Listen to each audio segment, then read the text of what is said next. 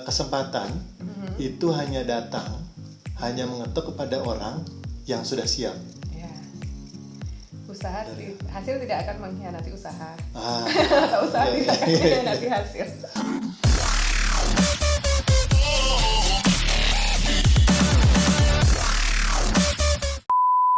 Halo, ketemu lagi sama Mbak Yosita nih. Pasti teman-teman penasaran nih, gimana dulu ceritanya Mbak Yosita sampai memutuskan untuk mau nih belajar lagi, meneruskan studi lagi. Studi S1 aja kan udah 4 tahun tuh. Ini mau mutusin mau studi lagi, nggak sibuk dengan kerja atau yang lain. Gimana tuh ceritanya? Kenapa sih dulu? Bisa nggak di-share ke kita nih? Jadi awalnya dulu itu waktu habis lulus dari UGM itu kan pengennya kerja, terus cari-cari daftar ke departemen-departemen yang ada hubungannya dengan geografi, seperti misalnya pertanahan nasional, seperti misalnya Lapan.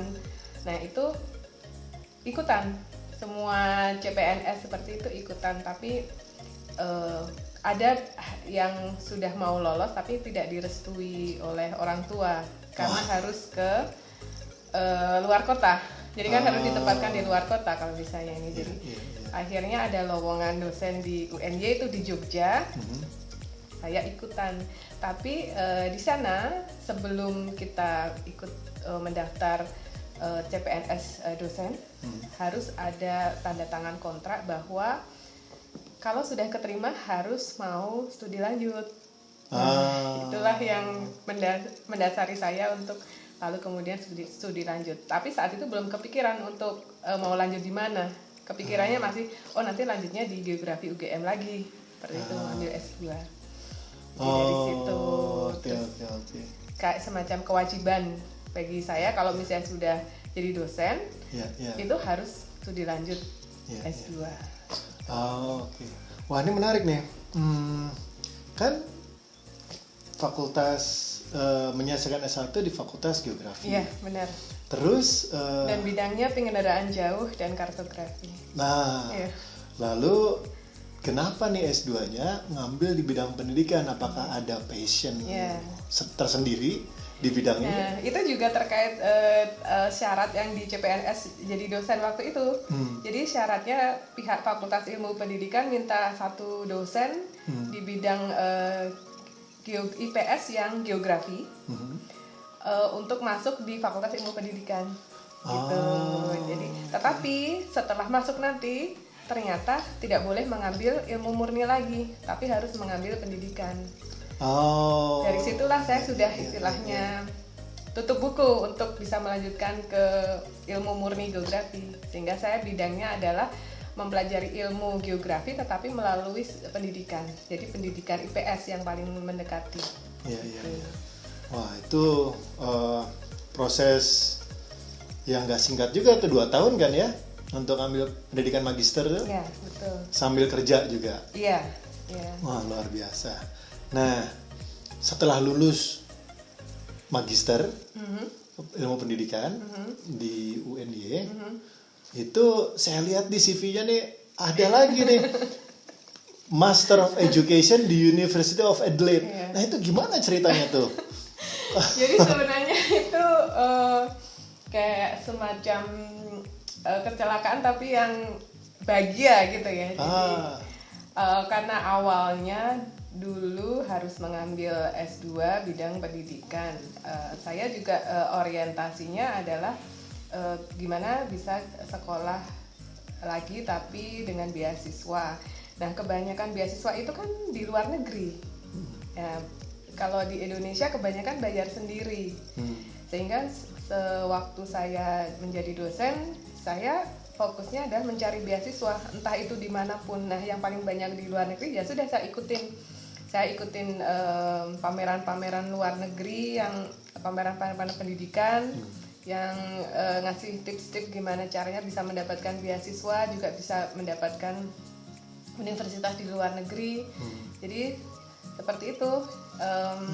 Lalu ternyata nasib belum sampai ke saya. Di saat pimpinan fakultas sudah memutuskan kamu harus sekolah, itu mau tidak mau. Kalau kamu mau sekolah, ada yang namanya beasiswa dari pemerintah Indonesia, namanya BPPS. Nah, saya waktu itu baru kenal yang namanya BPPS. Ternyata memang ada beasiswa untuk PNS dosen. Gitu. Akhirnya saya ditawari itu. Saya masuk jalur BPPS, akhirnya saya dapat itu. Namun proses yang sudah diawali sejak lama nih, itu kan masih berjalan. Pada saat saya ujian tesis, saya dapat kabar di email kalau lamaran saya yang udah bertahun-tahun yang lalu itu diterima. Gitu. Jadi saat itu saya hamil 7 bulan. Saya ujian tesis hamil 7 bulan anak saya yang pertama. Jadi waktu saya wisuda itu saya sudah tahu bahwa akan kuliah lagi di luar negeri. Waktu itu saya mendapatkannya di Flinders, UniSA sama University of Adelaide. Pokoknya saya memilih South Australia.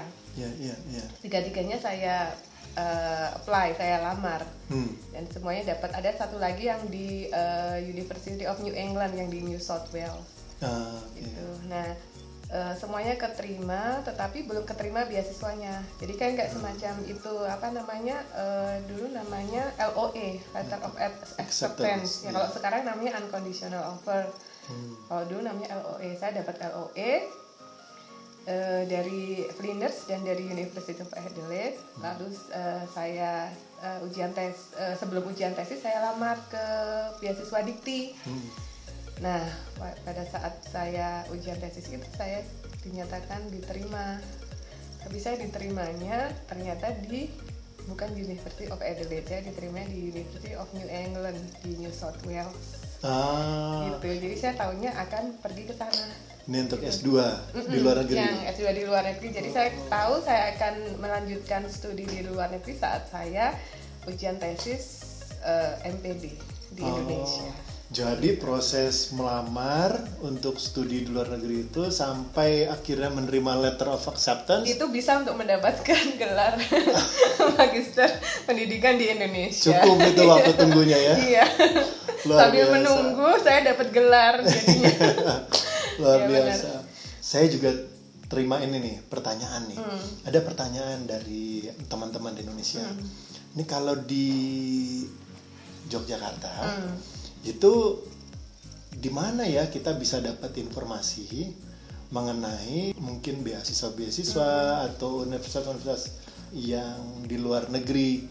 Kalau kita mau lihat informasi itu atau mau cari informasi itu kemana ya? Memang di Jogja itu aksesnya rasanya terbatas ya untuk itu, tapi ada. Jadi kalau kita jeli di jalan-jalan itu suka ada reklame-reklame tentang pameran studi luar negeri. Pameran studi luar negeri yang diselenggarakan oleh beberapa agen. Di Jogja agennya nggak terlalu banyak sih seperti di kota-kota besar lainnya. Nah, agen itu rutin ngadain pameran-pameran di hotel-hotel. Nah, seperti itu kita harus aktif. Lihat-lihat di ini nih, kalau saya dulu kan naik motor naik motor berhenti di lampu merah. Oh, itu ada reklame tuh pameran studi di luar negeri di hotel ini jam ini. Ya udah, saya siapkan dokumen aja. Apa tahu bisa dimasukkan. Jadi di pameran itu universitas-universitas ini mengirim perwakilan di sana untuk berkonsultasi ya. Teman-teman bisa datang ke sana dan bisa menanyakan.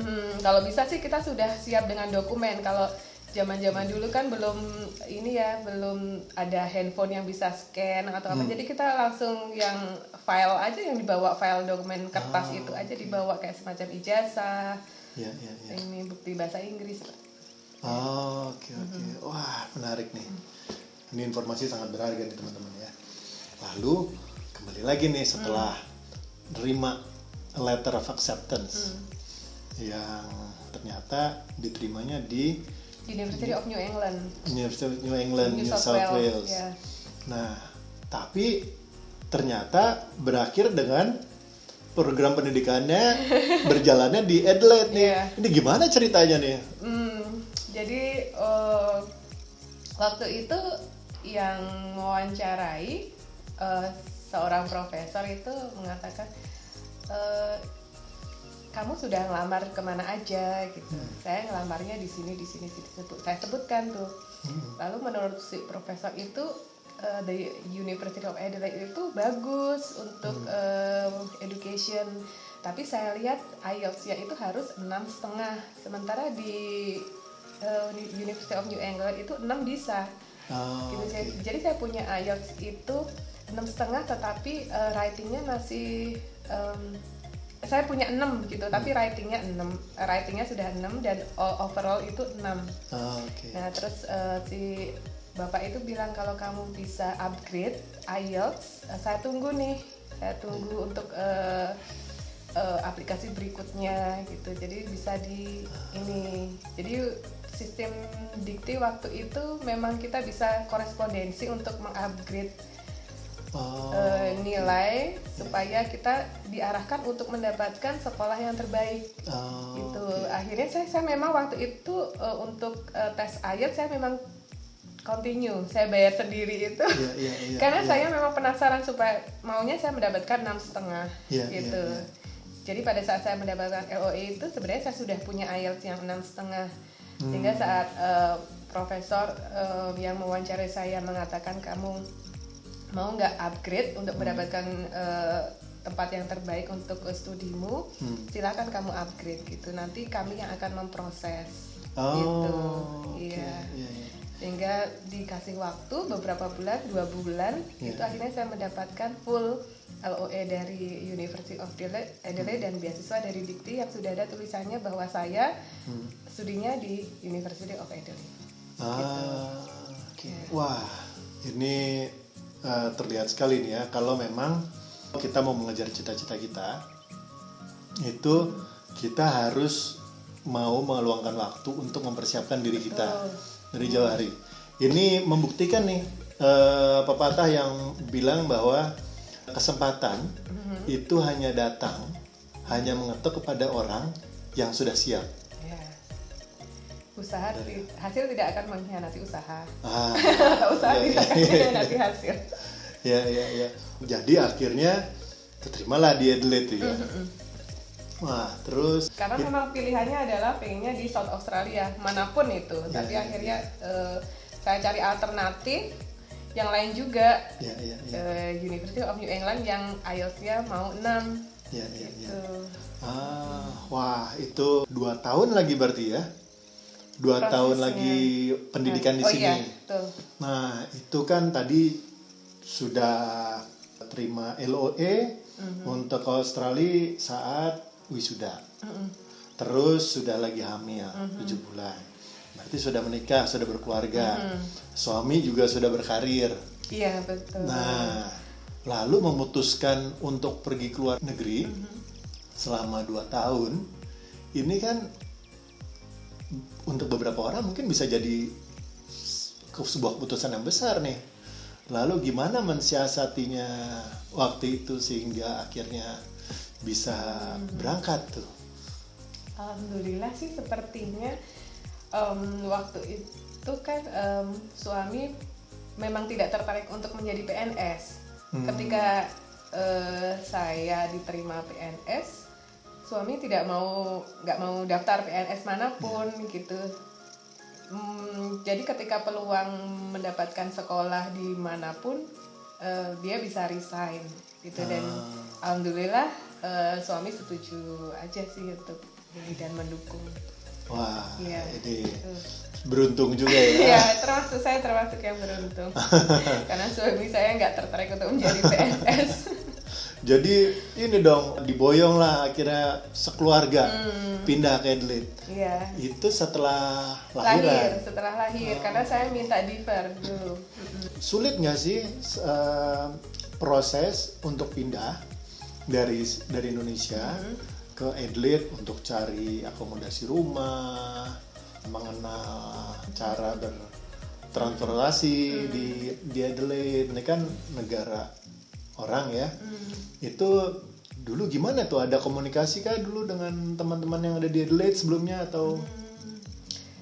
Dulu belum kenal dengan teman-teman yang komunitas pelajar Adelaide di Indonesia, tapi karena ada teman yang sudah kuliah di sini, jadi saya minta bantuan teman. Jadi kayak misalnya cari rumah itu kan sebenarnya ternyata kita bisa nebeng dulu ya. Dulu saya enggak, jadi saya cari rumah dulu dari Indonesia, tapi yang mengurus untuk inspeksi itu teman yang sudah ada di sini. Jadi ketika saya turun sekeluarga di bandara, saya dijemput teman, saya sudah langsung dapat rumah. Nah, tapi saya belum ketemu dengan teman-teman komunitas Indonesia. Baru setelah saya kuliah, ketemulah satu persatu teman lalu bergabung. Wah, ini juga membuktikan nih sangat penting networking dengan teman-teman yang sudah ada di luar negeri ya. Jadi bukan berarti teman-teman orang Indonesia yang ada di luar negeri ini dengan dia pindah ke luar negeri itu melupakan teman-teman yang di Indonesia ya. Jadi misalnya nih kalau ada teman-teman yang di Indonesia nih memutuskan untuk sekolah ke Adelaide, kalau Mbak Yosita masih di sini, bisa kontak ke Mbak Yosita juga nggak? Bisa. Yang sekarang ini juga ada beberapa. Jadi kalau udah mulai pertengahan tahun atau akhir tahun ini banyak kita di kontak kita itu di share ke teman-teman yang kenal saya. Mereka akan tanya, Mbak Yosita boleh nggak nomor handphonenya di share atau Facebooknya di share, karena ada teman yang mau tanya-tanya tentang gimana nih studi di Adelaide yang PhD, yang sekarang kan PhD, seperti itu. Jadi ya sudah suatu hal yang biasa buat saya kalau ditanya-tanya tentang studi di Australia. Saling membantu gitu ya. Iya, betul. Wah, ternyata diterimanya di University of New England. New South Wales. Ya. Nah, tapi ternyata berakhir dengan program pendidikannya berjalannya di Adelaide nih. Ini gimana ceritanya nih? Jadi waktu itu yang mewawancarai seorang profesor itu mengatakan, kamu sudah ngelamar kemana aja gitu. Saya ngelamarnya di sini saya sebutkan tuh. Lalu menurut si profesor itu the University of Adelaide itu bagus untuk education, tapi saya lihat IELTS-nya itu harus 6,5, sementara di University of New England itu 6 bisa. Gitu. Jadi saya punya IELTS itu 6,5, tetapi writing-nya masih saya punya 6 gitu, tapi writing-nya sudah 6 dan overall itu 6. Nah, terus si Bapak itu bilang kalau kamu bisa upgrade IELTS, saya tunggu untuk aplikasi berikutnya gitu. Jadi bisa jadi sistem dikti waktu itu memang kita bisa korespondensi untuk mengupgrade nilai supaya kita diarahkan untuk mendapatkan sekolah yang terbaik gitu. Akhirnya saya memang waktu itu untuk tes IELTS saya memang continue, saya bayar sendiri itu karena saya memang penasaran supaya maunya saya mendapatkan 6,5 gitu. Jadi pada saat saya mendapatkan LOE itu sebenarnya saya sudah punya IELTS yang 6,5, sehingga saat profesor yang mewawancarai saya mengatakan kamu mau nggak upgrade untuk mendapatkan tempat yang terbaik untuk studimu, silakan kamu upgrade gitu. Nanti kami yang akan memproses gitu. Sehingga dikasih waktu beberapa bulan, 2 bulan, itu akhirnya saya mendapatkan full LOE dari University of Adelaide dan beasiswa dari Dikti yang sudah ada tulisannya bahwa saya studinya di University of Adelaide. Ini terlihat sekali nih ya, kalau memang kita mau mengejar cita-cita kita, itu kita harus mau meluangkan waktu untuk mempersiapkan diri kita dari jauh hari. Ini membuktikan nih pepatah yang bilang bahwa kesempatan itu hanya datang, hanya mengetuk kepada orang yang sudah siap. usaha hasil tidak akan mengkhianati usaha. Atau usaha tidak akan mengkhianati hasil. Ya. Jadi akhirnya keterimalah di Adelaide ya. Karena memang pilihannya adalah pengennya di South Australia, manapun itu. Tapi akhirnya saya cari alternatif yang lain juga. University of New England yang IELTS-nya mau 6. Gitu.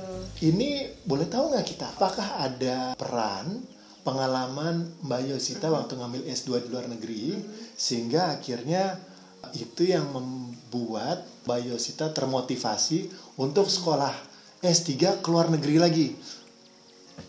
Ya, beda ya kuliah di dalam negeri dengan di luar negeri itu jelas beda. Yang pertama adalah kemandirian.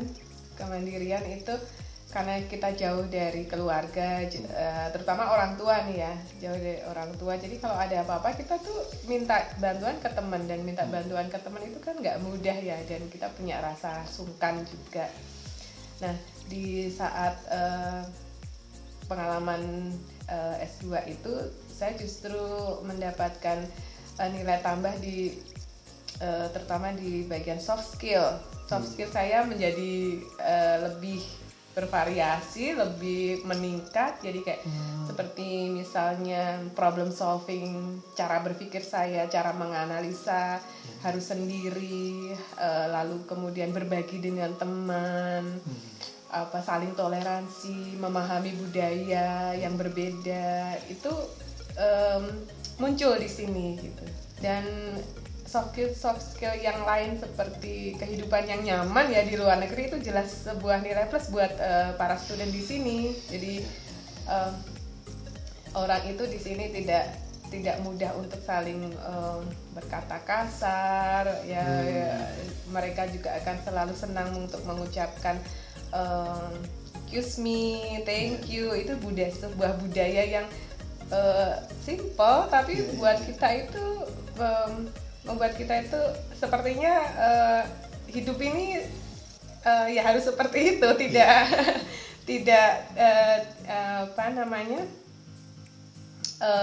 jadi bisa menjalani dengan nyaman ya. Iya, jadi kita bisa menjalani dengan nyaman dan kita merasa seperti diorangkan gitu. Jadi ternyata dengan kita pergi ke luar negeri kita tidak diperlakukan berbeda ya? Enggak.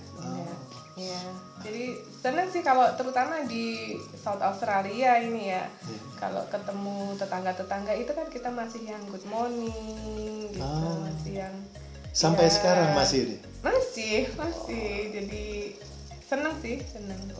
Meskipun di Indonesia juga seperti itu sih, jelas seperti itu, tapi ada nilai-nilai yang berbeda ya, seperti budaya antri. Di Indonesia saya kurang ini ya, kita kurang bisa melihat orang-orang mau mengantri secara tertib gitu. Kalau di sini kan kalau kita nggak mau mengantri kita malu sendiri, kita punya rasa malu untuk melakukan hal yang nggak baik di sini. Jadi karena terbiasa seperti itu, terbawalah untuk kita bisa mengajarkan ke anak didik kita, bisa mengajarkan ke keluarga kita gitu. Jadi banyak nilai lebihnya dari waktu pindah untuk program studi S3 nih. Ini anak-anak sudah mulai masuk usia sekolah. Itu sulit nggak sih untuk mendaftarkan anak-anak bersekolah di sini untuk kalau kita menerima beasiswa untuk pindah ke sini, itu bagaimana tuh prosesnya? Sulit nggak?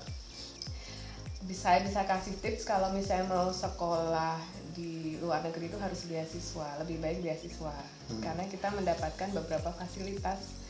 Mungkin bukan beasiswa saya ya, beasiswa yang lain kalau mendapatkan beasiswa, kalau bawa anak di bawah umur 5 tahun akan mendapatkan benefit. Jadi kita tidak perlu susah payah membayar atau tidak perlu mahal membayar biaya penitipan anak. Itu kalau pemegang beasiswa yang dari pemerintah Australia. Tapi kalau untuk yang khusus saya mendapatkan beasiswa dari University of Adelaide. Itu rasanya sama untuk pendidikan, sama dengan semua research student. Kita bisa apply public school itu dengan gratis semua untuk anak-anak yang mulai dari kindi atau taman kanak-kanak hingga nanti mungkin yang high school. Tapi public ya. Jadi public school ya. Ya. Jadi ternyata nggak sulit ya untuk memindahkan anak-anak, mendaftarkan Nggak sulit sama sekolah di sekali sini. karena waktu itu saya sudah persiapan untuk menerjemahkan raport anak-anak, ternyata tidak diperlukan. Oh ya? Jadi hanya semacam report yang satu lembar yang mengatakan bahwa nilai anak terakhir itu sudah cukup, artinya tidak harus yang dari awal mereka sekolah dari TK mana gitu, tapi yang terakhir report sudah. terakhir aja yang ini, dan mereka kayak semacam bahasa Indonesia mereka sudah tahu, oh ya ini yang pelajaran bahasa gitu, ada tulisan matematika mereka tahu ini matematik. Meskipun saya tetap menerjemahkan itu, tapi sebenarnya dari bahasa Indonesia juga. Nah, tadi untuk S2 beasiswa dari PNS, untuk PNS. Nah, yang untuk S3 ini beasiswa dari University of Adelaide. Iya. Wah, ini prosesnya bagaimana nih? Apakah informasi ini bisa didapat dari website atau ini berkat tetap memelihara hubungan koneksi dengan pengajar yang ada di sini setelah S2 selesai? Semuanya betul. Yang tadi dipaparkan Mas Henry, tadi menjaga networking dengan supervisor itu juga terus mendapatkan informasi. Sebenarnya informasi saya justru tidak langsung dapat dari website karena saya sudah jarang buka website untuk Adelaide. Saya justru mendapatkan informasi ini sekali lagi dari reklame yang ada di Jogja. Jadi waktu itu ada reklame di lampu merah bahwa akan ada pameran studi tapi khusus University of Adelaide di sebuah hotel. Mulainya siang jam 1 sampai jam 5. Akhirnya saya datang ke situ. Saya diarahkan untuk mendaftar beasiswa ini. Beasiswa ini sudah tidak berlaku untuk alumni seperti saya karena saya sudah 5 tahun. Saya diarahkannya mendaftarkan beasiswa yang untuk internasional. Jadi semua, jadi tidak alumni manapun bisa mendaftar. Dari situlah saya daftar, baru saya kontak dengan supervisor ya. Saya kontak dengan supervisor tidak terlalu kaget karena kita masih menjalin hubungan korespondensi, kita masih saling seperti misalnya saya publish sesuatu, saya kontak supervisor saya karena beliau yang sudah membantu di aplikasi saya. Iya. Jadi untuk teman-teman yang mau belajar lagi, sepertinya memelihara hubungan dengan pengajar kita yang sebelumnya itu sangat penting ya. Penting banget ya. Karena kalau kita sudah membangun networking itu dengan supervisor pada saat kita master, kesulitan untuk mendapatkan supervisor itu sudah nggak ada. Poin untuk mendapatkan supervisor. Jadi kan kalau kita mau sekolah di luar negeri itu kan ada tahap-tahapannya nih. Mencari supervisor, meningkatkan bahasa Inggris, kemudian publikasi. Nah, satu poin ini sudah saya pegang, yaitu networking dengan supervisor. Sehingga untuk mendapatkan surat rekomendasi supervisor sudah saya dapatkan dari menjalin hubungan baik ini. Menarik benar nih. Oke, jadi itu tipsnya teman-teman. Jadi jangan lupa tetap melihat atau mencari informasi mengenai pendidikan di luar negeri yang ada di kota di mana teman-teman berada. Karena melalui pameran-pameran pendidikan itulah Universitas Luar Negeri mencoba mengenalkan lembaga-lembaga mereka, lembaga pendidikan mereka, sehingga teman-teman bisa datang ke sana dan berkonsultasi langsung mengenai program pendidikan yang mau teman-teman ambil, atau bahkan mungkin pilihan-pilihan ya untuk beasiswa yang tersedia ya. Iya, betul. Jadi kalau ada pameran seperti itu, biasanya yang ditanyakan paling banyak ini pertanyaannya adalah apakah universitas tersebut menawarkan beasiswa untuk kita? Itu pertanyaan yang paling sering dilontarkan. Jadi jadi memang sangat membantu pameran-pameran itu, apalagi untuk universitas-universitas yang memang menawarkan beasiswa untuk international student. Gitu. Nah, itu satu poin. Poin selanjutnya adalah IELTS. harus dikejar gitu, Ya. bahasa Inggris. Jadi itu harus disiapkan juga ya, sesuatu yang harus kita siapkan. Ya, Tentunya ya. saya termasuk yang bukan pinter bahasa Inggris, jadi saya waktu awal jadi dosen itu TOEFL-nya cuma 447. Sementara untuk syarat kuliah di luar negeri itu kan 550 atau standar IELTS-nya 6 sampai 6,5. Itu juga butuh perjuangan, butuh pengorbanan juga. Apalagi saat itu sudah mulai Aktif ngajar, ya. berkeluarga, terus sudah mulai hamil muda, itu perjuangan yang sangat besar tuh sepertinya. Iya.